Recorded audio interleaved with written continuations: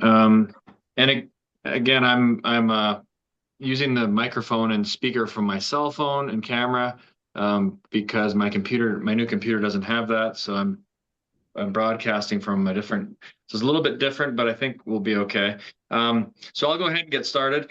My name is Jesse Terrian with Yellowstone-Teton Clean Cities. We promote alternative fuels for transportation. I'll actually jump to that next slide to show up. Yep, there. Um, we are a program of the Department of Energy, or I guess we're a partnership with the Department of Energy. The Clean Cities program has been around for over 30 years. There are about 80 clean cities across the country. We, Yellowstone-Teton Clean Cities, cover, while this image here doesn't really show the territory we cover, it was sort of a GIS map that's the data they put there. But we cover Wyoming, Montana, and Eastern Idaho. And over the last year and a little bit, I'm starting to develop Montana Clean Cities as a separate entity, which will be housed under Yellowstone-Teton Clean Cities. And so we are recognized as an apprentice coalition. Oh, I don't have that on this map. So yeah, we are one of many clean cities. All the clean cities across the country kind of collaborate. We have a couple people trying to join here. I saw Lisa from Minnesota Clean Cities. I think we have some from Vermont and Maine. They usually attend. We got somebody from Alaska. So we have a bunch of different clean cities. We all collaborate when we can. Oh, hey, Lisa. Each state and area have their own strengths and weaknesses, and we have been trying to promote renewable diesel because in our North Dakota, Montana, and Wyoming produce about 20% of the country's renewable diesel. So we try to promote it as best we can because it's a fuel that we produce here. So yeah, and it's not just renewable diesel we promote. We help all clean fuels, so EVs, propane, CNG, hydrogen, and this is renewable diesel though, and SAF is part of that. So every once in a while, I remember to do a little survey. And last meeting in July, I did a survey, and we had some replies here that I wanted to share. So the number of I haven't even looked at these. I just copied and pasted them, so I don't really know for sure what they say. But it looks like the prior working groups that people have attended. Some had attended more than five. Some were 2 to 3. Three were only attended the one, and two, it was their first one to attend. So we have some people that come all the time, some people who show up for the first time. So I always have to do some introductory information, and I do that at every meeting. And then last time we've had a real good Vermont and Maine contingency, and that's shown here from last month's Where Are You From? Of course, Montana is there too. Just these word clouds of what made them attend the last one or what made them want to attend, a bunch of different reasons. I just want to remind everybody, like I already said, that most of these are posted to YouTube, so you can go back and see those. Most people knew that, but not everybody. And then one question was new. I asked if people would be interested in having audio versions or podcast versions of these. I thought it might be interesting because I like to listen to things and maybe not watch them. And you can always stream on YouTube, but some people don't want to do that. So I haven't looked to see if anybody's listened to this one, but I did post one on Spotify to just test it out to see how it even works. And it seemed like it's pretty easy. And so a lot of people were interested in seeing it or hearing it on Spotify. So if you want, go check it out. Maybe give it a thumbs up. I sound like a podcast guy now. Give it a thumbs up, give it a like. And I'll maybe just start copying and transferring some of the YouTube recordings onto Spotify. I also thought about doing some one-on-one interviews maybe with people in the industry, or either that or topics, covering one topic, get a few different people. I'm not a podcaster, so I don't know if that'll happen, but I think that could be something of interest. And if anybody wants to help or have ideas with that, let me know. So I'll just go with a quick overview here of what renewable diesel is. It's a drop-in replacement for petroleum diesel. It meets all the same ASTM specs, so you can use it in anything that uses diesel, heaters, off-road equipment, on-road equipment, whatever it might be. It's got a much higher cetane rating, so it has better combustion. It's got better stable chemistry, so it's got no aromatics or oxygen, and the oxidative stability is a little bit higher, or a lot higher, so it'll last longer in a tank. So if you had a big generator, backup generator, renewable diesel might be a good option for that. And again, it's not biodiesel, that's a different fuel altogether. Same feedstocks, different fuel. I just threw this together today to show people what SAF is, because we're gonna hear from Blair about some SAF, sustainable aviation fuel. And so, in case people don't know, jet fuel is to diesel as SAF is to renewable diesel. So they're made in the same process. It's just the jet fuel version of renewable diesel. So as Blair may touch on, you can't use yet 100% SAF. You typically have to blend it, and there's different ratios that it can be blended to, but it can be used in most all jet engines and is currently. This is where renewable diesel is made, the dark green locations. Apparently Georgia has a plant that I didn't have on my last, so I'll have to update this, but those are the states in which renewable diesel is made. And of those, this is a different map, but you can see the ones where SAF is made. So California, Nevada, Montana, Texas, and Georgia. It looks like New England has something that's coming online, and this could be wrong. I just want to give people a little bit of an idea of where that is in Hawaii as well. Montana Renewables was the #1 producer of SAF until late last year, so they're the largest producer in the Americas. I think that was recently taken over by Texas, and I think Montana will take that over again because they have this Max SAF program that just finished its installation, and it's a big $15 billion. It doesn't matter the amount. It's a huge expansion, and they're going to expand and focus on SAF production. So they'll quickly become the America's probably leader of SAF production. A quick comparison of petroleum diesel with renewable diesel. I also included biodiesel in here. The cetane is one of the salient numbers to point at. You can see the cetane number, which is sort of an indicator of effectiveness of the combustion. It's much, much higher than petroleum diesel. Many fleets, or some fleets, or people who are into their diesel might put cetane booster in their petroleum diesel to get it to combust a little better, but renewable diesel is so much higher, you could never get petroleum really that high, no matter how much additive you put in there. Similar on energy in the fuels, petroleum and renewable, of course, bio has a little bit less. Oxidative stability is much higher for renewable diesel when compared to petroleum. We have the ultra low sulfur diesel in the United States. Renewable diesel really has essentially no sulfur, so that's not even a thing you need to worry about. There's no impurities like aromatics and those other molecules in renewable diesel. This sort of illustrates that schematically. On the left, you can see my example of renewable diesel, which is a bunch of linear hydrocarbons or alkanes, whereas on the right, you have your petroleum diesel, and it's got all kinds of different aromatics, metals, all different things. It's a really complex and dirty mixture. So when you combust that's kind of what you see. On the right, you can see the combustion of petroleum diesel, and on the left, you see the renewable diesel. And the soot is what you're seeing here, and that's why we have our diesel particulate filters and other emissions systems.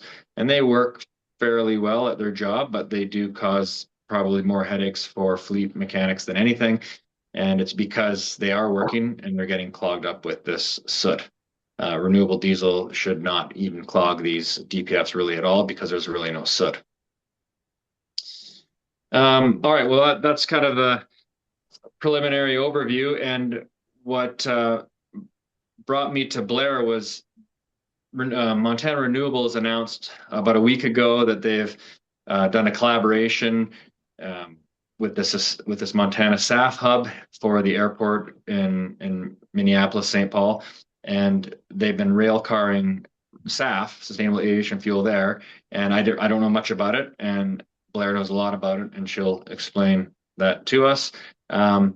Years ago, and I think I've mentioned this on a couple of calls, Calumet or Montana Renewables did ship a few rail cars to Minnesota. They sent some to Detroit as well, and they sent a bunch to LAX, and I think they even sent some up to Calgary. But so this is not brand new, but this partnership appears to be. So I'll also mention that I forgot to mention at the top, this year's Renewable Diesel Working Group has been supported by Calumet or Montana Renewables, in addition to Conrad and Bischoff, who are suppliers of renewable diesel in our region. So I just had to mention that. And so with that, I will pass it on to Blair, and I'll try to let her share screen. I guess if there's any questions while I change some settings here, I'm happy to answer them.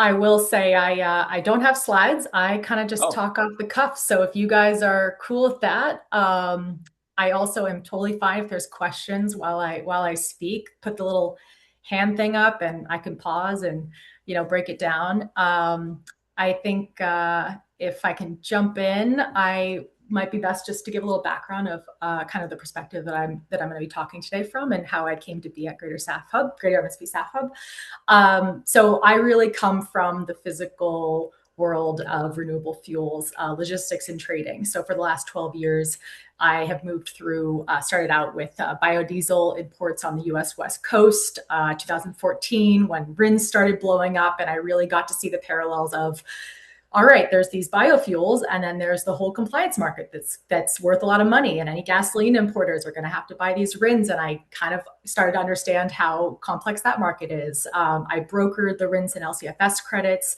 and then I went to work at Neste, which was at the time the largest renewable diesel producer in the world, buying used cooking oil.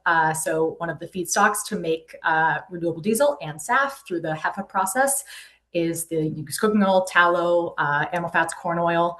And so I aggregated across the entire US into 5 ports, used cooking oil, and then all the compliance factors with that, and exported that to Singapore to make renewable diesel. From there, I went to work for one of the largest feedstock traders in the North America, Saint Paul Commodities. And from there, I was still managing a used cooking oil trading book. But at that point, I was aggregating truck rail volumes around the US, smaller volumes because I wasn't a big producer at the time, and then selling that into renewable diesel, SAF, renewable polymers, feed, oleochem. So a whole bunch of markets that these feedstocks go to. And then from there, I left and now have been a contractor helping put together supply chains. And that's how I found my way into Greater MSP, where really joining Julia's team. So Julia Silvis, who has led the SAF Hub team for about 3 years, I'll go into her work in a moment, is putting together, trying to get production going in state here in Minnesota. And there's a ton of work that has been done. So I really came in with sort of this, what are the logistics, the transportation, the some of the technical issues that plants come across when they're coming to look in state, to try and help those conversations along. So after I kind of give an overview of the SAF Hub, my view really is how, the complex supply chains that really piece together to make this possible, and how SAF is actually a lot more local. What I've learned too with Great MSP SAF Hub, it really requires a much more localized approach, because these feedstocks are not, they're in your backyard, they're wood, they're corn, it's things that already exist, it's your waste in your cities, and those can't travel far. They have to stay and get to a homogeneous product that then can be upgraded to SAF or RD. And I'm going to use those interchangeably for the time being, because one of the main pathways to SAF is through RD. Through the HEFA feedstock pathway today, which is the most common. Now, there are obviously many other ways to make SAF, but thinking about it like that, they kind of can be interchangeable in one of the pathways to SAF. So taking a step back, Greater MSP SAF Hub, really pumped that Jesse saw that announcement. Obviously, you see those announcements and they are years in the making. So Julia and Greater MSP is kind of the economic 501c3 driver company or corporation here in Minnesota. So they are responsible for a whole bunch of initiatives that help drive the local economy in the Twin Cities. Now, one of those initiatives about 3 years ago that came about through a collaboration between Delta, Ecolab, and Greater MSP was the need for seeing the industry of sustainable aviation fuel and how beneficial that could be for the state of Minnesota. really looking around the state and seeing what do we already have in existence? Where are there mills that are down? Where are there plants that are being underutilized? Where is there feedstock wood that's down? All northern Minnesota is a whole bunch of wood that these forests aren't necessarily as healthy as they could be. How can we get some of that debris, that's already in clear cut forest underutilized? What about our sawmills? What about our ethanol plants? The excess CO2 that's coming off the plants? What about in greater MSP? Where can we be more efficient as a state that kind of has support on both sides? And so that kind of initiative started from those three companies 3 years ago, and they said let's work with Flint Hills Resources. There's already they have a pipeline into the airport. Let's see if we can put together some initiatives in the state. From that, they kind of came up with 3 phases. Phase was fun, which is we're seeing a lot of these pop up all over the states. I know Maine and Mass on here. We know it's happening up in Pacific Northwest, Cincinnati and Kansas. There's the localized tax credits. There's the federal one, but that's constantly changing depending on who's in, really just what could be passed, and increase, decrease. You can't build a market off that. You can't build a market off a runway of 2 or 3 years. So having more localized tax credits that really help create some stability for give a runway to production is important. So they acknowledge that, and Julia again spearheaded that with Governor Walz, Klobuchar, and Rest, and really made sure that there was a tax credit that was in play, and fought every year to make sure it extended. And we actually just got that extended through 2025, and it's $1.50 blenders tax credit for blenders or producers tax credit. So that again has been work for 3 years. We now have that through 2035. Phase 2, and then initially working with Flint Hills Resources to create a blending facility. Phase 2 was actually, the goal is to get blending done in Minnesota, and we are actually there today. Obviously, we had our first rail cars arrive, as you guys saw in the announcement, to Flint Hill Resources starting in June. And that blending will occur in the near future as they slowly just make sure they have all their processes in order. And then phase 3 is actually getting production of SAF here in the state.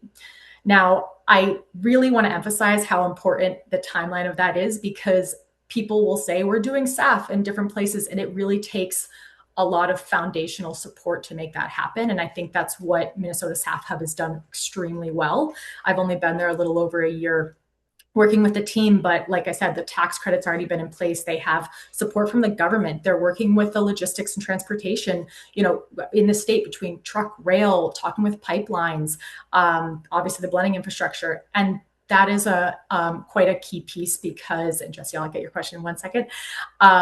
Such a key piece because the blending of SAF, right? It can't just go right into a airplane, and there is very few people that can blend SAF around the country. So while you may be able to produce sustainable aviation fuel, you have to then fight your way into a blending hub to try and get space and actually blend that into a jet fuel pipeline, or you're doing it yourself in a rail car, which no one advises. Sure, people do it. And then you have quality constraint issues. So there's just a lot of bottlenecks in order to get sustainable aviation fuel into a market. And that blending piece is just so crucial as a state to have that and now incentivize more volume coming into the state. Jesse, go ahead. Yeah, my question was about credits you mentioned, and I know you're probably talking mostly at the state level, but have there been city level credits that you're aware of? Just within the state. Yeah, sorry. The Minnesota State SAF tax credit is the one I'm talking about. I think I've heard of some SAF credits at certain airports. I don't think Minneapolis was one of them, but I think some airports themselves have done some kind of incentivizing. I like that. That's kind of like the Cincinnati, Kansas model, I think, where it's sort of a cap per company. I should backstep. I like that. However, I think there's a potential, this is totally an opinion piece, but I think there's a potential for a little gatekeeping there happening. It really, however airlines buy SAF, if they're the ones giving the credit, who's controlling the blending? Are they the ones buying the jet and the SAF? Where is the blending being done? Because not all airlines do their own blending.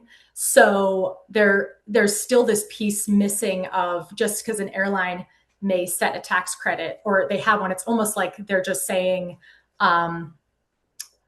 I guess, were you saying airports are putting them forward or airlines? That's different pieces. Airports. I thought I heard, I don't remember Airports, which yeah. one, but I thought an airport was doing something like that. Perfect. Yeah, I'd be interested to look into it if you have an example that you read, just because so much of that nuance is depending if the airport has their own blending, if they are buying the jet fuel already blended, if they have, that's the complex part of SAF, and who controls the flows of the jet fuel into the airport.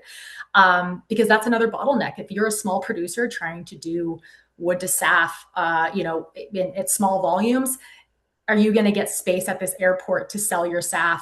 Or is that going to be really held for a larger producer that, has more volume, can deliver at a lower cost? Is that going to deter, higher cost fuels that need more of a segue to get in? So I'd like to see more creative solutions. But yeah, love to see some of the wording. If you see any come across, send it my way.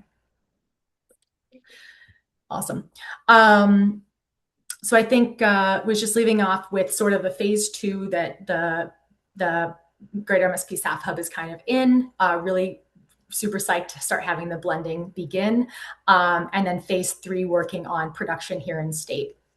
And so that production piece is really where I've been focused as well on Julia's team. Like I said, there are multiple feedstocks that you can draw SAF from. You can work with wood to SAF through a Fischer-Tropsch method. You can work with upgrading CO2 at an ethanol plant paired with hydrogen. And again, through a Fischer-Tropsch method, go to a syngas. That syngas can go to multiple different pathways, whether it's electricity or going to being upgraded further into SAF.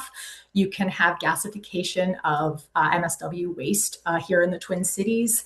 So there's a number of producers that we're looking at here in state, really evaluating them based off how far along their tech is.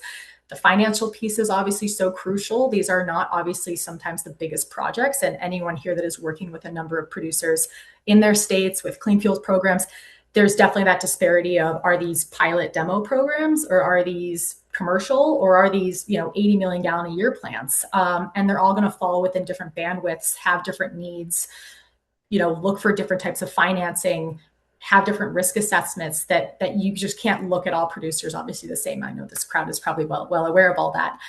So we really help to try and marry that up within state, looking for different grant programs if they're smaller, working with some federal programs, looking with private donors, or localized wealth families that can help support some of this very beginner stages versus some of the larger ones that will need more mature capital funding and stuff like that.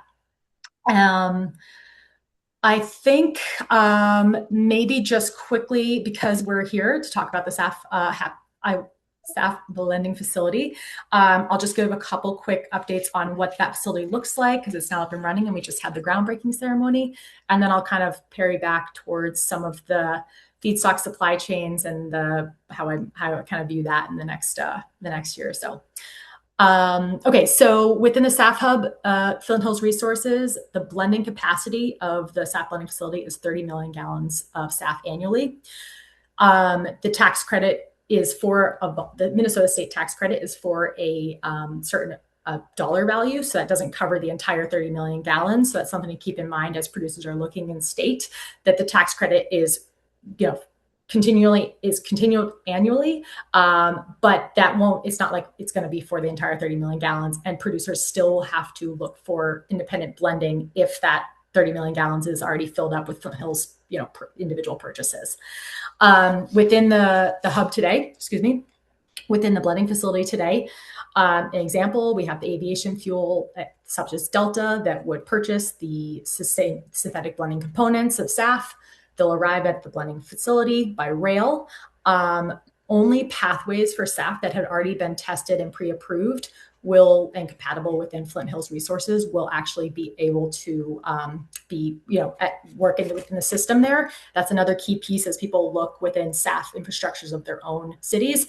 Not all SAF, the SAF molecule at the end is SAF, molecularly the exact same thing, but not all SAF is the same because it's made from a multitude of different pathways.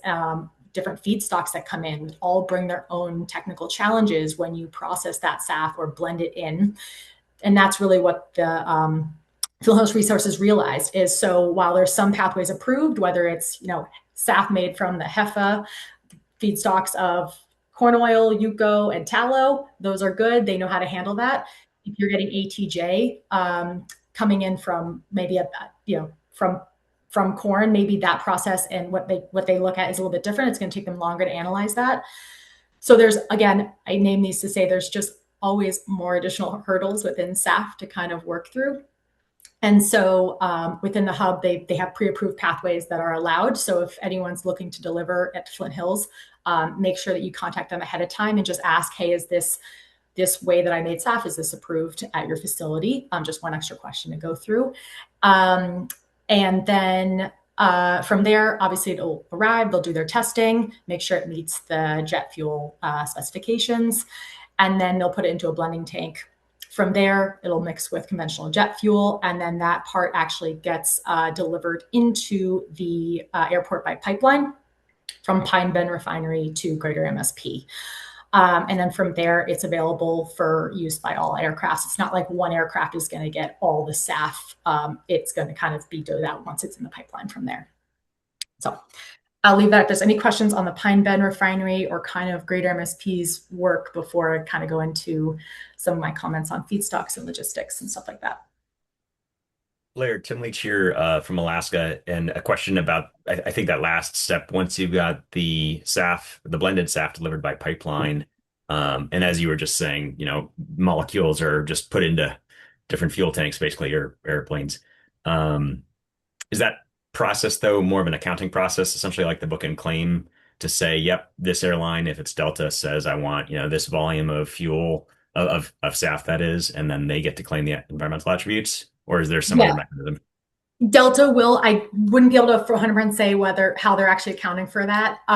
But in that process, because like you said, it's not, whether it's a mass balance or a booking claim, Delta is the off taker of this fuel. So they will have their own mechanisms, whether it's through their, scope 3, scope 1 accounting processes, and be able to manage that on the off taker. And that's actually, Tim, it's a good point to bring up, because this is one other thing I've seen happen where another sort of hurdle for the SAF industry to go over is people buy SAF and they don't realize that it's made from a whole bunch of components. And maybe they think they're buying SAF that's, HEFA from used cooking oil, and maybe it is corn oil. And there's environmental attributes that are with that, as you said, that they're going to purchase. And whoever they're selling that into the voluntary credit market, there's preferences that we're finding that people want. I'm not yet hearing that it's being priced specifically. We want SAF made from used cooking oil, we're able to pay more for that. But there's definitely preferences being set out. And I think that always leads towards my mindset, from trading, that's going to be a market one day, right? How do people want what voluntary credits are worth more to others when you talk about your Nikes, your Microsoft, your Amazons, your Googles, when they want to support a certain type of SAF down? Those questions aren't always asked and aren't possible sometimes to ask when these SAF deals are put together, because they happen so early on, where one party buys using a feedstock, someone's off taking it, and then the credits are in there, but it's not asked. And by the time the SAF's produced and sold, I wonder if there's some issues that could come from that. So keeping that in mind as people put together some of these early SAF deals that are 3-4 years down the line, that those conversations are also happening, because the market's going to evolve a lot quicker. If we're already there today in 2026, when some of these SAFs are produced in a couple of years, that's where some people could get into some trouble. So that's again an opinion piece, but I see it kind of coming together, and some of that pricing might change out. Thanks. I have a question that's kind of maybe even stepping back a bit about the blender's credit, because federally there was a blender's credit that just encouraged blending of any fuel, doesn't matter where it came from. And why would Minnesota want a blender's credit versus like a producer's credit? Because blending doesn't encourage production of SAF in Minnesota, it just encourages somebody to blend it. Whereas, or like, why isn't the credit just a SAF credit? You consume this much SAF, you get a credit. What's the reasoning for the blending? Yeah, and that might be, I said earlier, I think I maybe just said it was a blender's tax credit. It's a blender's and producer's tax credit. So we just don't have production in state today. And, it takes a while to get that stuff going. So I assume we won't for a couple more years. We're hoping before 2030, that's the goal. So right now it'll just be a blender's tax credit while we have the facility up and running. Again, the natural leeway that, you have to have blending before you even have production to make sure you can, offtake that at the airport. So right now it's a $1.50 state tax credit for blended or produced in state. So for the testing, is there specific third-party labs that we have to go to get our fuel tested before they accept it? They will have multiple labs, but Flint Hills has their own. So Scott, we can send you the contact at Flint Hills to be able to reach out and again talk, tell them about the technology that you're using and make sure that that's all set up. And then once you actually are running, they'll absolutely probably take samples of that once you're in lab. So yep. All right. And go ahead. One more question. So can you differentiate between SPK and what SAF is? I'm still kind of learning this section, but I don't know. Yeah. Well, there's SAF, there's the SAF blended components, which are coming together, and they're gonna make sure that that's up to quality, and then blend that into SAF, into jet.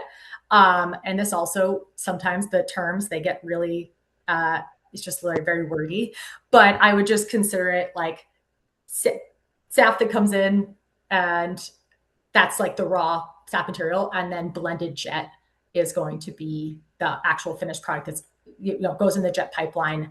It's only blended in whatever component they're allowing the blend between SAF and jet, so 80% or 20% SAF, and then that's in the pipeline and you're good to go. So no SAF can just be injected as SAF into the jet fuel pipeline. So it has to be blended before. So SPK is the early piece. SPK is a sustainable paraffinic kerosene, or what's the? Yeah, that's what it is. Yeah, and those terms too, and forgive me because that, again, they use quite a few different ones and what that actually constitutes as. But yeah. So what I'm gathering is, when I'm making SAF, I'm really making SPK. They take the SPK and they blend it with petroleum jet fuel. That's considered SAF. Is that right? It's SAF blended, or it'd be like a jet blend. So it's not SAF. Once it's into jet, it's going to be a jet blend, and that it meets the jet fuel ASTM spec. So you're going to be making that SAF component, and synthetically it should be the same as jet fuel. It's going to have a few smaller changes. They might also put in a few components to help with whether it's not, Cloud Point or something to help make sure it's actually all the exact same metrics as jet, even though sometimes SAF comes in as a better quality. They still need to make sure it's truly the exact same thing as jet and all across the board. Yeah.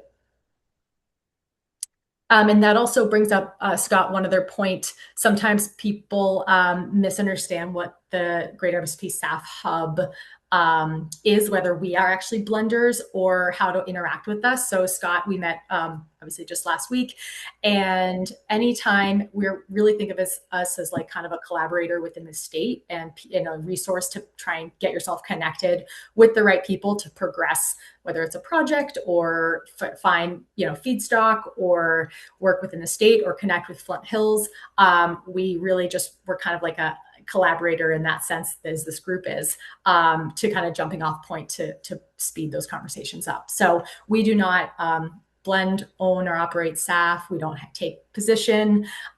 We really are sort of an information place to try and help this initiative in state. Awesome. Blair, is there a way to take a drop of the finished blended product and be able to put it on a slide and tell what the feedstocks were way upstream that created it? I wonder. That's a little bit more technical question above my head. I would guess there are certain impurities that a SAF stream, or there's certain impurities that might align more with a used cooking oil versus corn oil, or whether it's Fischer trope from a CO2 that it would have. I don't know if there's someone else that's a little more technically expertise on this group that could answer that for David. Scott Fenwick, could you answer that question? Well, I think what they're referring to is that when we produce the fuel, you're gathering the molecules, not the vapors, not so much any liquids. So a lot of that stuff is filtered out already. So I don't know if it can get any pure. Yeah. Scott Fenwick is. Hey, Jesse. Oh yeah, I think he might have an answer. Oh, good. Yeah, afternoon, everybody. Scott Fenwick. I serve as the Technical Director for Clean Fuels Alliance America, also the past chair of ASTM Committee D2 that creates the specs. So if you could ask the question one more time, I just want to make sure I fully understand. No, I was just saying, what comes out of the pipeline into the airport for the airplanes to use, can you distinguish in any way through analysis the difference between a drop of SAF, blended jet SAF that was created by canola oil versus camelina oil versus corn when it started? Or do they all look absolutely identical to one another regardless of what feedstocks were used in the first phase upstream? Yeah, great question, David. And so once those renewable feedstocks, that biomass is converted into SAF, or those synthetic blending components, ECs, they're indistinguishable, that finished fuel. Just like a diesel fuel, nobody knows what crude oil type your diesel fuel is made from. It's pretty indistinguishable to go back to the type of feedstock. Now, I can determine, there are ways to determine how much of that synthetic blending component, that SAF, is in the pipeline versus petroleum aviation fuels. There are ways to determine that, the renewable component, biogenic component, but not all the way back to the feedstock. Yeah, that's a different question. I appreciate that. Thank you. Yeah, absolutely. Yeah, thank you, Scott. And please, people, chime in on that side. The technical engineering is a bit above my head. I really keep a little bit away from that and go to my experts for it. So please chime in or correct me if I've also misspoken on any of that too. Cool, awesome. All right, I think with a few minutes left, I kind of want to circle back out to some of the main two issues that I tend to see with producers and just SAF industry in general. There's many of them, but and I'm a very solution-oriented person, so I think these are all able to overcome, which I have a very hopeful view with different work that's being done, obviously within this group across the U.S. And then again, kind of putting back for questions towards anyone that's working in their respective states and seeing some of this localized collaboration. So as a step back, the biggest things I see producers not overlook, because everyone knows how important feedstock is, but they don't really price it, and it's very complex to price for those reasons. I'm going to go for a ride. Don't know why I'm going on mute. Is that better? Cool. All right, so the feedstock issues, right? We are well aware feedstock needs. You usually have to secure that when you're early on in your agreement. There is no feedstock that will lock up even out a couple months. I traded it for 5-6 years. I could barely get a 3-month deal on, even if I paid up 3 or 4 cents per pound.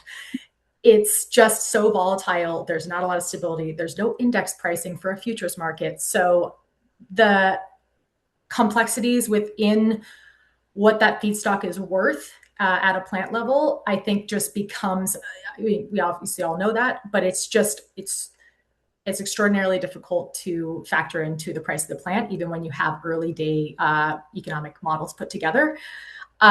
I am hopeful that the indices that are coming together between, we know fast markets, it's not perfect, but they're coming up. You have Opus, you have S&P, you have Bloomberg, you have Argus. All of these collaborations are trying to have a more formalized index. And I would hope that there is some futures market coming to try and price those feedstocks a little bit better and farther out, so plants can have a bit more stability in those early days when they're trying to get funding and lower their risk on that side.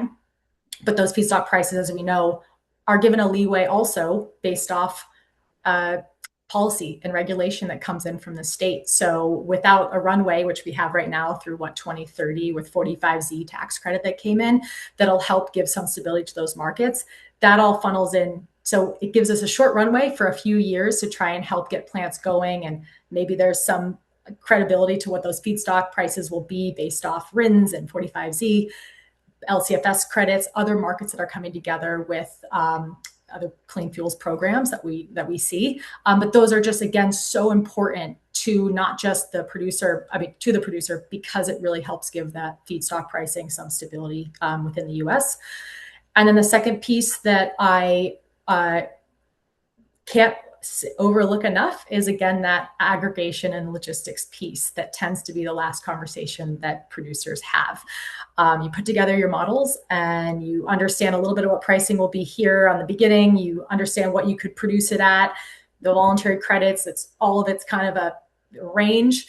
And then when plants actually built, I would expect, used to ahead of a plant coming online, I would try and get production or feedstock over to them, and the pricing was just not there. Or they overpaid to try and secure feedstock, and then they couldn't uphold that because their margins were so tight. I mean, these plants don't run on crazy margins for long. And so that piece of what is your logistics, where are you selling to? Not just, I have one outlet, within the state of Minnesota, I can sell to Greater MSP Airport.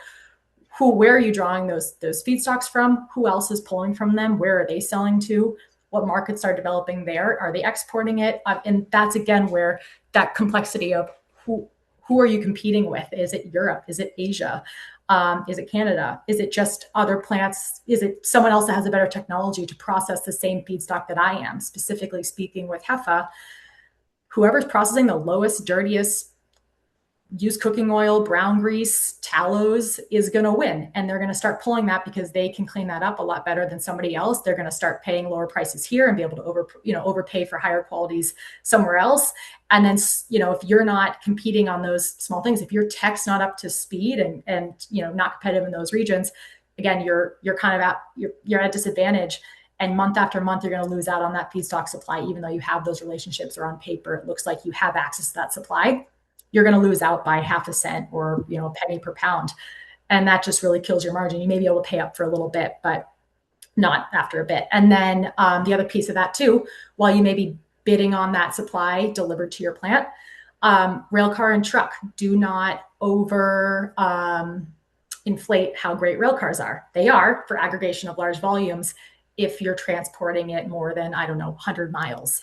If you're working in smaller bits, trucks economics still tend to be sometimes a little bit better. So we see people talk a lot about, getting it on a rail car. Yes, it can work. But that bulk logistics and the mileage that you're moving it, really make sure you're weighing that in, and placing plants, if they're on a rail line, where are the access points to be able to sell to? If it's down to the Gulf, is it out to California? Is it to your local airport?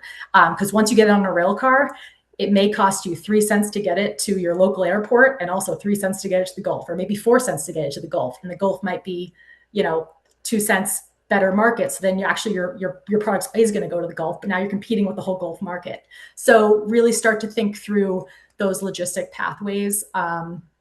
Obviously, if you're near a waterway with barges and vessels, but early on, because that's that third wave.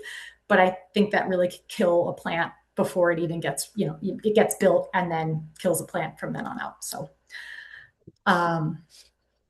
I kind of go off on a tangent there. I do apologize. I'm not very organized with my words, but I really am passionate about a lot of this stuff, and it takes a lot of creativity. And I think I just want to say the last bit, again, bounce all around. But with all of this work and the logistics and aggregation and the feedstocks that are localized, I think that's what is going to make SAF quite successful.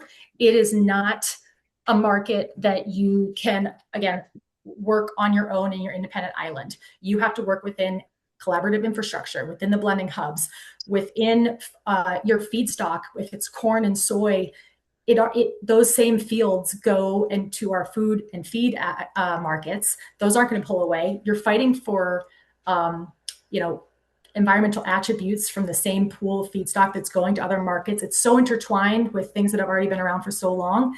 Those relationships have to be established, which again brings these conversations so much more localized. So within the greater MSP SAF Hub, it is a conversation with our corn growers, our soy growers, our wood waste, our lumber, our sawmills, our waste and recycling groups, everybody trying to figure out what is not being used, how can we be more efficient, how do we not disrupt and just say, whole bunch of money thrown at this groups and let's build these supply chains. No, work within where things can get aggregated more efficiently. Is that truck? Is it rail car? Where are their unused locations? Where are their brownfield sites versus greenfield and starting all over? What's actually makes sense with our power grid and working as a state rather than someone just coming in and saying, we're going to, do this project. It just takes a whole bunch of collaboration from there. And then obviously through the supply chain, as great MSP's done, of have an off-taker with an airline, work with your blending facility, work with the tax credit to really give the support for these industries to work.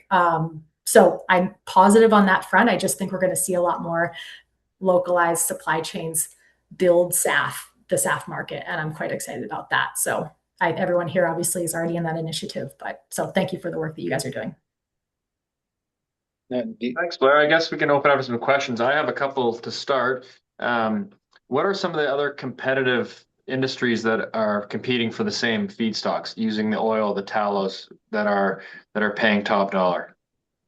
Yeah, so the existing ones today, you're going to have animal feed, pet food. Pet food's going to be buying that. Our animals tend to eat better than us. So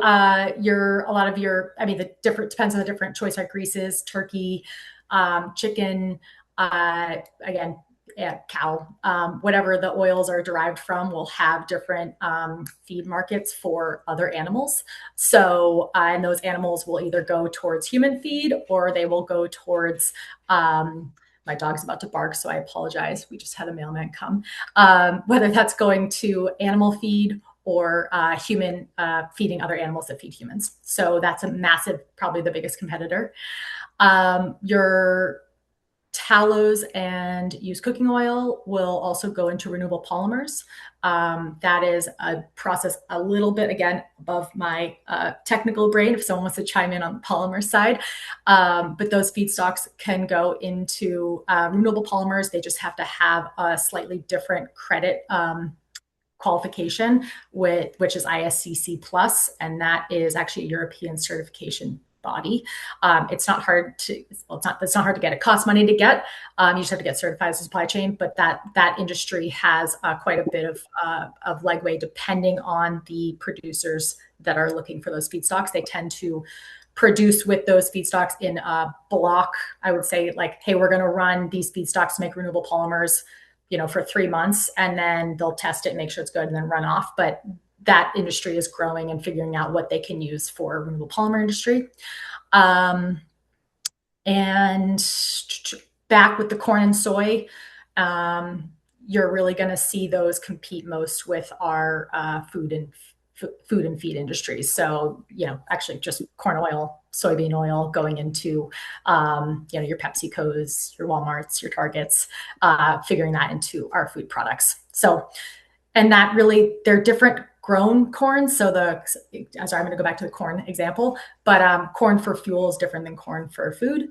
However, they're usually grown on the same acreage, and those will be, the environmental attributes will then sometimes have to be shared depending on who needs that per acre. So there's just other layers of complexity again that really gets in. So. Awesome. Yeah, pretty complicated. Sorry, can you guys hear me there? Yeah. Perfect. Sorry about that. Cool. Any other questions? Do you help people write grants out for anything, or do you have any expertise in it? Not myself with grant writing. We do, Great MSP will write letters of support. So when projects come in, they'll help and then help find grants within the state. I mean, obviously, if you go work with Indeed or within different state programs. There's grant programs that we can help direct you to that are known. And then there's some that may be a little bit more nuanced. Scott, I know you're probably well versed with some of those within the state of Minnesota. So Greater MSP will do more letters of support to show, hey, this is a project. We're working with this producer, really excited about it, and try and show our support that way. Hey, Blair. Yeah. This may be another Scott Fenwick question. I'm not sure, but since I'm here in Great Falls, where the renewable diesel and SAF Central is for Montana, I was just wondering, is it one pipeline to both? I mean, we're taking feedstocks in. Are we taking renewable diesel itself and using that in any way in the SAF process, or they have to be two separate facilities if you're going to do both renewable diesel and SAF? Yeah, I will start that answer, and then anyone else can chime in or correct me as I go from there. So in the HEPA process, it is feedstocks in usually a huge conglomerate tank. They'll put that through the catalyst, and once it's of quality, and they'll start dosing into the catalyst, they'll produce renewable diesel, and then they will upscale the renewable diesel from there to SAF. And from my memory, it is usually like you make SAF maybe it's like I don't know if it's 80% renewable diesel and 20% SAF that comes out of it, like the chains. But the way I think about it is the renewable diesel chain is, C 18 or 12 to 18. And then from there, you'll break that down to make the SAF. So it really depends on what those chains are aligned at. And that's also where the feedstock matters from when I used to buy when I used to sell used cooking oil.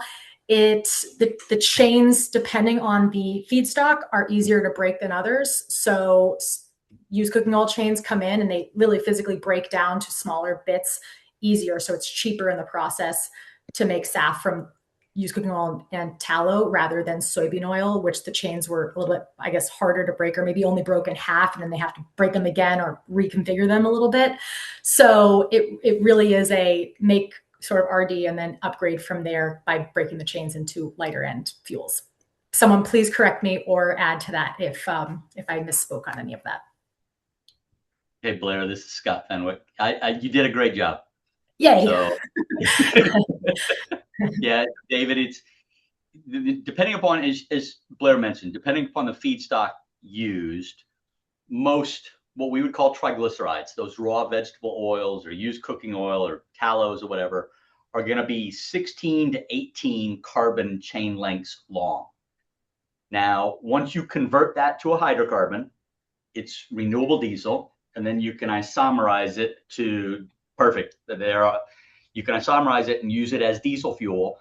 That's a little heavy to use as aviation fuel, and so you need shorter change. And so refiners have what are called hydrocrackers to break those change, as Blair was talking about. And so, yeah, you want to get it down to 10 carbon lengths, or maybe a little bit lower, about 8 carbon lengths, not too much lower, because then you're in the gasoline range. And so it's a dance, within each refinery, but you are producing renewable diesel and SAF simultaneously, effectively, but it depends upon your catalyst technology at each facility, what that ratio is. Okay, so if I'm 90-10 RD to SAF today, and 5 years from now I'm 90-10 SAF to RD, it doesn't mean I have to change my infrastructure or my physical plant at all. It's Probably just not. a question of just catalyst. Yep. Just the catalyst and the the degree of shunting from the big vat in one direction versus the other. Yep. Okay, well, that's helpful. Thank you. Yeah. Thank you, Scott. What he said. Yeah. Scott, would it be true that you need more hydrogen to make SAF because you're cracking it a bit more? You do, and that comes back to your feedstock as well. So the more saturated feedstocks, like beef tallow, those animal fats are much more saturated. There's less oxygen, a little less oxygen, fewer double bonds. And so, yeah, you'd use less hydrogen in doing that, as opposed to a soybean oil, while it's cleaner and there are less impurities, potentially depending upon the grade of soybean oil used, that's going to require a lot more hydrogen, which means you're creating a lot more water in the process as well. Yeah. Okay. And then since we have a kind of an issue today at Montana Renewables around wastewater and the kinds of effluents that are being shipped elsewhere to inject below aquifers and under high speed, high pressure wells, will the SAF process be less of an issue there because it's shorter isomerized chains and therefore cleaner and less effluent in the wastewater?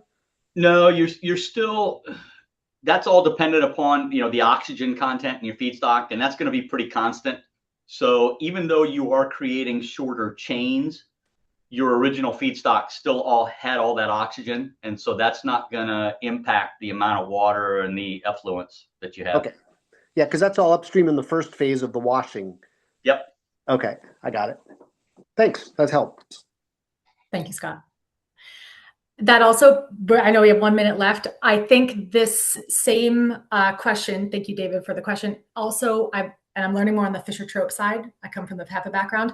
It actually is quite a similar question just to put out there as people come across producers or looking into technologies that say they are, Fischer-Tropsch to SAF. The way I'm learning about this is there's a number of ways to create a syngas, with your wood or corn or CO2, excuse me, or upgrading ATJ or the gasification.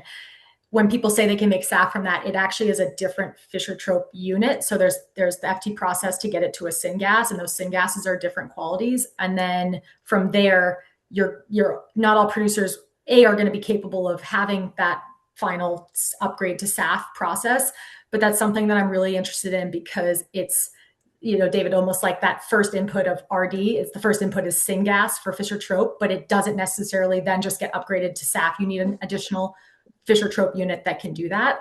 And I think that's something interesting to play within each of your respective states and crops, like feedstocks within your states, is having centralized FT locations that can do that finalized process and help your local smaller producers that are, can be more efficient within the feedstocks that they can do. Because that last process, I'm still learning, is obviously more costly, a bigger investment, but that's where some of that efficiency could come together. So another learning point there. All right, I'll end it right there at 3 p.m. Thanks everybody for attending. If you have any suggestions for future talks, let me know. I'm going to hang out on here if anybody has any other questions, but I'm going to stop the recording now.